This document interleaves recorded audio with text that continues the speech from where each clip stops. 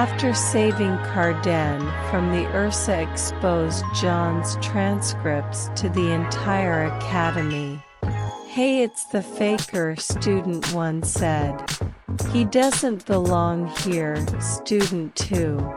"What a loser," student 3. Jaune kept going until slowly his so-called friends turn on him. Also first was Weiss.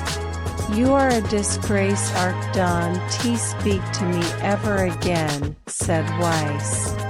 "I thought you were beautiful, but you're just a rotten brat," thought Jaune. Then Young, who was enraged over the lies and potential threat to Ruby's social life, joined in the beatings. "Don't ever speak to me or my sister ever again, you hear me?" Young screamed while punching Jaune in the face multiple times, then drops him on the floor. Jaune. Blake, who remained neutral in fears of being singled out, but cares for the kind boy who respected Faunus. Blake, without anyone noticing, picked Jaune up and brought him to the infirmary. Jaune, slightly conscious, thanked Blake as she was leaving, simply nodded, and said sorry she couldn't do more. "I understand," Jaune groaned out. Then Ruby, out of peer pressure, decides to break her friendship with him. "I'm sorry, Jaune, but please stay away from me. I don't want to talk to you anymore," Ruby said. Jaune simply accepted it, but angered that she wouldn't even defend him at all, even a little. Then his own team Run, who was shocked at the reveal that Jaune could have endangered the ones around him due to his inexperience, pulled Nora away from him. Nora, disappointed but still cared, could only watch in shame that she couldn't help her leader in his time of need. And lastly Farah, who stayed with him until in the end drifted away from. Why Farah? Jaune thought.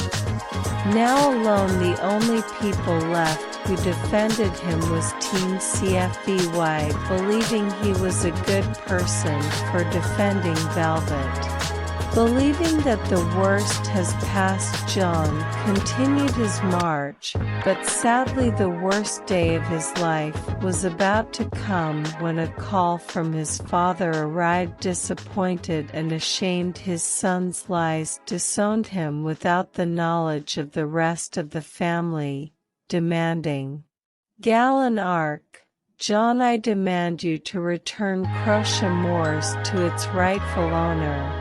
Jaune, "But Dad, I didn't mean to." But Jaune was cut off by his father.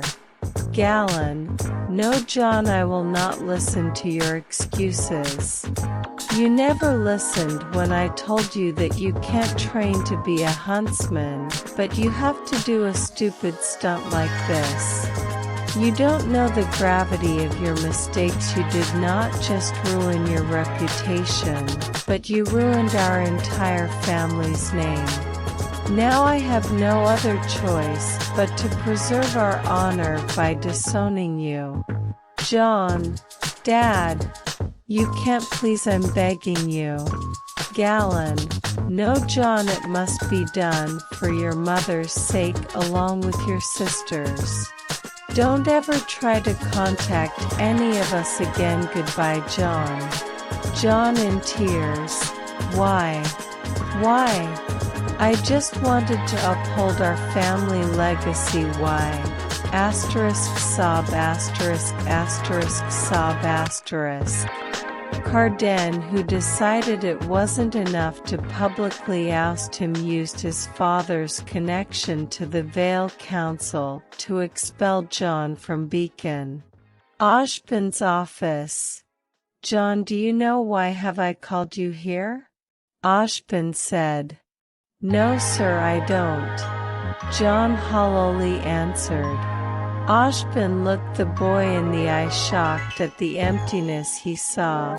fearing the next words he say may break the boy completely. Glinda, on the other hand, was sad seeing the boy in this condition after hearing the news of the boy's disownment. "Son, are you all right?" Ashbin dumbly asked. "Sir, just say what you're about to say. I know by the way things goes I have accepted my fate," Jaune said. Ashbin, caught off guard that a young boy would be so broken to this point, struggled to deliver the grave news, but honored the wishes of the boy. "Jaune, it has come to me to inform you the Vale Council, under Council Member Winchester, have demanded your expulsion immediately," Ashbin said. Jaune tiredly sighed and nodded. "Yes, sir, I will take my leave immediately," Jaune said.